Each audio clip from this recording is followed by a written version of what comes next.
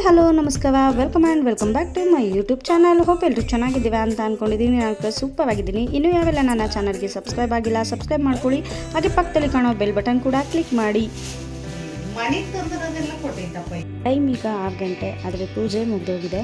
ನಮ್ಮಮ್ಮ ದೇವ್ರ ಪಾತ್ರೆ ಬೆಳಗಕ್ಕೆ ಅಂತಲೇ ಒಂದು ಸಪ್ರೇಟ್ ಡಬ್ಬ ಇಟ್ಕೊಂಡಿದ್ದಾರೆ. ಅದರಲ್ಲಿ ಪ್ರತಿಯೊಂದು ದೇವ್ರ ಪಾತ್ರೆಗೆ ಏನೆಲ್ಲ ಯೂಸ್ ಮಾಡ್ತಾರೆ ಅದನ್ನು ನಾರ್ಮಲ್ ಪಾತ್ರೆಗೆ ಯೂಸ್ ಮಾಡಲ್ಲ.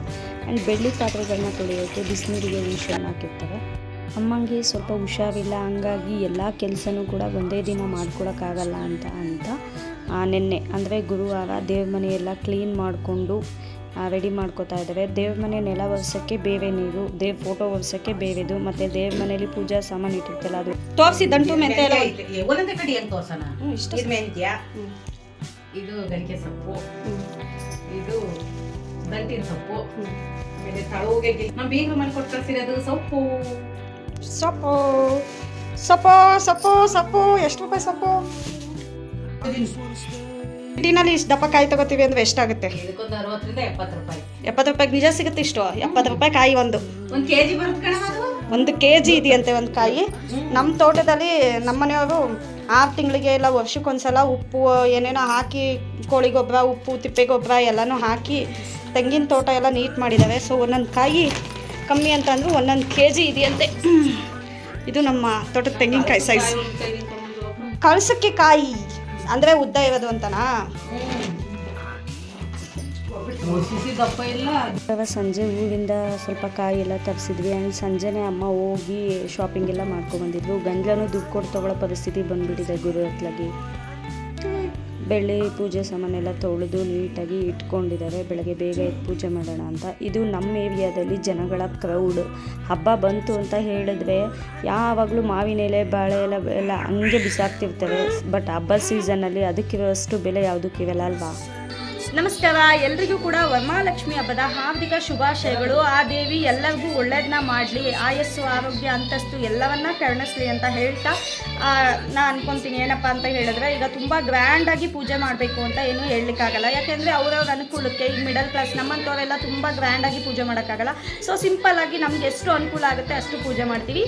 ನನ್ನ ಪ್ರಕಾರ ಮನಸ್ಸು ಶುದ್ಧವಾಗಿರಬೇಕು. ಶುದ್ಧ ಮನಸ್ಸಿನಿಂದ ಪೂಜೆ ಮಾಡಿ ಒಳ್ಳೇದಾಗಲಿ ಅಂತ ಕೇಳ್ಕೊಂಡ್ರೆ ಖಂಡಿತ ಲಕ್ಷ್ಮೀ ದೇವಿ ಒಲಿತಾಳೆ. ನಿಮ್ಮೆಲ್ಲರಿಗೂ ಕೂಡ ಲಕ್ಷ್ಮೀ ದೇವಿ ಒಳ್ಳೇದನ್ನ ಮಾಡಲಿ. ಇವತ್ತು 4 ಗಂಟೆಗೆ ಎದ್ದು ಎಲ್ಲ ರೆಡಿ ಮಾಡ್ಕೊಂಡಿದ್ದೀವಿ. ಆ್ಯಕ್ಚುಲಿ ಅಮ್ಮ 2:30, 3 o'clockಗೆ ಎದ್ದು ಎಲ್ಲ ರೆಡಿ ಮಾಡಿ ದೇವ್ ಸಾಂಗ್ ಎಲ್ಲ ಹಾಕಿದ್ದೇವೆ. ಹೊರಗಡೆ ವ್ಯೂ ನೋಡೋಣ.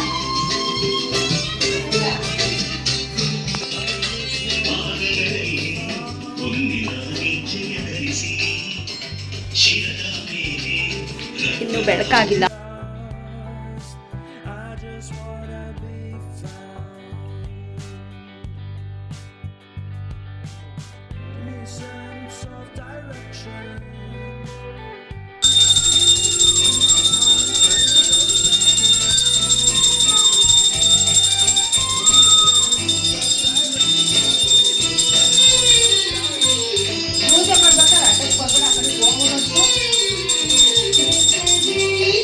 ಆರು 15, 6:15 ಒಳಗಡೆ ಪೂಜೆ ಮುಗಿಸ್ಬೇಕು ಅಂತಿತ್ತು.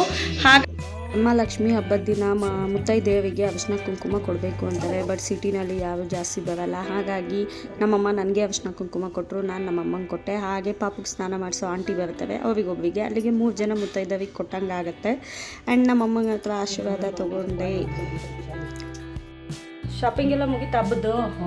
ಶಾಪಿಂಗು ಮುಗೀತು, ಪೂಜೆನೂ ಆಯಿತು. 6 ಗಂಟೆ 16 ಪೂಜೆ ಮುಗಿಸ್ಬೇಕು ಅಂದ್ಕೊಂಡಿದ್ದೆ. ಕರೆಕ್ಟ್ ಟೈಮಿಗೆ ರಾತ್ರಿ 2 ಗಂಟೆಗೆ 2:15 ಎದ್ದು ನನ್ನ ಮಗಳು ಸಪೋರ್ಟ್ ಮಾಡಿದ್ಲು. ಪೂಜೆ ಎಲ್ಲ ಮುಗೀತು, ಮನ್ಸಿಗೆ ಸಮಾಧಾನ. ಈಗ ಹೋದ ವರ್ಷ ಈ ಥರ ಪೂಜೆ ಮಾಡಿರಲಿಲ್ಲ ಅಲ್ಲಮ್ಮ? ನಾನು ಇರಲಿಲ್ವಲ್ಲ, ಅದಕ್ಕೆ ಇಷ್ಟು ಜೋರಾಗಿ ಮಾಡಿದ್ವಲ್ಲ. ಶಾಪಿಂಗ್ ಎಲ್ಲ ಮುಗೀತಾ? ಶಾಪಿಂಗ್ ಮುಗೀತು. ಹೂವಿನ ರೈಟು ಮಾತಾಡ್ಸೋಕ್ಕಾಗಲ್ಲ ಕಡೆ ಮಗ. ನೀನು ಯಾಕೆ ಮಾತಾಡ್ಸೋಕ್ಕಾಗಿದೆ? ಬರೀ ಇಂಥದೆಯಾ ನೋಡ್. ಮತ್ತೆ ರೈಟು ಕನಕಾಂಬರ 300 ರೂಪಾಯಿ ಮಾರು, ಸೇವಂತಿಗೆ 150, ಹಣ್ಣುಗಳಂತೂ ಸೇಬ್ 200. ಒಂದು ಒಳ್ಳೆ ಐಡಿಯಾ ಕೊಡ್ಲಾ? ಇಲ್ಲೊಂದು ಪಾಟ್ ಹಾಕೋಬಿಡಿ, ಹೂವೆಲ್ಲ ಬೆಳ್ಕೊಬಿಟ್ಟು ನೀವು ಹಬ್ಬಕ್ಕೂ ಹೂ ಮಾಡಿ ನಾವು ಬರೋದು ಹಳ್ಳಿ. ಆಗಿದ್ರೆ ಹಂಗೆ ಬೆಳ್ಕೊಬೇಡಿ ಆಯ್ತು. ಟೌನಲ್ಲಿ ಏನ್ ಬೆಳಕತ್ತೀಯ? ಅಲ್ಲ, ಹಬ್ಬ ಸೀಸನ್ ಹೂ ಮಾಡಮ್ಮ, ಒಳ್ಳೆ ರೇಟು. ಅದೇನಕ್ಕೆ ಬಾಗ್ಲಿ ಗಿಡಕ್ಕ? ದಿನ ಬಾಗ್ಲಿ ಗಿಡಕ್ಕೆ ಡೈಲಿ ಸೊ ಫೈನಲಿ ಪೂಜೆ ಎಲ್ಲ ಮುಗೀತು. ಅಮ್ಮ ಟೈಮ್ ಎಷ್ಟಮ್ಮ ಈಗ? ಅಮ್ಮ ಟೈಮ್ ಎಷ್ಟು? 6:44. ನಾವು ಪೂಜೆ ಮುಗಿಸಿದಾಗ 6:15 ಆಗಿತ್ತು. ಪೂಜೆ ಎಲ್ಲ ಮುಗಿಸಿದ್ವಿ.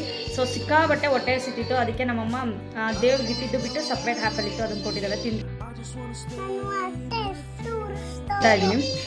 ಬೆಳಗ್ಗೆ ಬೇಗ ಪೂಜೆ ಮುಗಿಸಿದ್ದು ತುಂಬಾ ಖುಷಿ ಆಯಿತು. ನಮ್ಮಮ್ಮಂಗಂತೂ ಸಿಕ್ಕಾಬಟ್ಟೆ ಖುಷಿ ಆಯಿತು. ಹೋದ ವರ್ಷ ಮಾಡಿರಲಿಲ್ಲ ಇಷ್ಟು ಗ್ರ್ಯಾಂಡಾಗಿ ಹಬ್ಬ. ಯಾಕೆ ಅಂತ ಹೇಳಿದ್ರೆ ನಾನು ನನ್ನ ಹಸ್ಬೆಂಡ್ ಮನೇಲಿದ್ದೆ. ಬಟ್ ಏನಂತ ಹೇಳಿದ್ರೆ ಅಮ್ಮಂಗೆ ಸ್ವಲ್ಪ ಒಂದೇ ಸಲ ಎಲ್ಲ ಕೆಲಸ ಮಾಡಲಿಕ್ಕಾಗಲ್ಲ ಅಲ್ವಾ, ಹಾಗಾಗಿ ಸ್ವಲ್ಪ ಸುಸ್ತಾಗ್ತಾ ಇರುತ್ತೆ. ಸಪೋರ್ಟ್ ನಾನು ಮಾಡಿದ್ರಿಂದ ಬೇಗನೆ ಪೂಜೆ ಮುಗಿಸಿದ್ವು. ಸೊ ನಮ್ಮನೆ ಪೂಜೆ ಹೇಗೆಲ್ಲ ನಡೀತು. ಈಗೇನಂತ ಹೇಳಿದ್ರೆ ನಮ್ಮಮ್ಮಂಗೆ ಈ ಪೂಜೆ ಅರೇಂಜ್ಮೆಂಟ್ ಮಾಡಬೇಕಾದ್ರೆ ಯಾವುದ್ರಲ್ಲಿ ಬೇಕಾದರೂ ಕಾಂಪ್ರಮೈಸ್ ಆಗ್ತವೆ ನಮ್ಮಮ್ಮ. ಬಟ್ ಪೂಜೆ ವಿಷಯದಲ್ಲಿ ಸಿಕ್ಕಾಬಟ್ಟೆ ಅಂದರೆ ಸಿಕ್ಕಾಬಟ್ಟೆ ಸ್ಟ್ರಿಕ್ಟು. ಹಂಗಾಗಿ ಪೂಜೆ ಮಾಡುವಾಗ ಏನೇನು ಅರೇಂಜ್ಮೆಂಟ್ ಮಾಡಿದೆ ಅದು ಕೆಲವೊಂದು ಮಾತ್ರ ನಾನು ಕ್ಲಿಪ್ಪಿಂಗ್ ತೊಗೊಂಡಿದ್ದೀನಿ. ಎಲ್ಲ ಹೂ ಮಡಿಸೋದು ಅದೆಲ್ಲ ನಮ್ಮಮ್ಮ 3 ಗಂಟೆಗೆ ಎದ್ದು ಸ್ನಾನ ಎಲ್ಲ ಮಾಡಿ ಹೂವೆಲ್ಲ ಮಡಿಸಿ ಇಟ್ಟಿದ್ರು. ಜಸ್ಟ್ ನಾನು ಎದ್ದು ದೇವರಿಗೆ ಅಲಂಕಾರ ಮಾಡಿ ಕಲಸ ಕೂರ್ಸೋಕ್ಕೆ ನಾನು ಹೆಲ್ಪ್ ಮಾಡಿದೆ, ಮತ್ತು ದುಡ್ಡು ರೆಡಿ ಮಾಡಿ ಜೋಡಿಸೋದಕ್ಕೆಲ್ಲ ಹೆಲ್ಪ್ ಮಾಡಿದೆ. ಹಾಗಾಗಿ ಸ್ವಲ್ಪ ಕ್ಲಿಪ್ಪಿಂಗ್ಸ್ ತೊಗೊಂಡಿದ್ದೀನಿ, ಅದನ್ನು ಹಾಕ್ತೀನಿ. ಆ್ಯಂಡ್ ಫೈನಲ್ ನಮ್ಮ ದೇವ್ರ ಮನೆ ಲುಕ್ ಹೇಗಿದೆ ಅಂತ ಕೂಡ ಹಾಕ್ತೀನಿ. ನೀವು ಹೇಳಿ ಹೇಗೆ.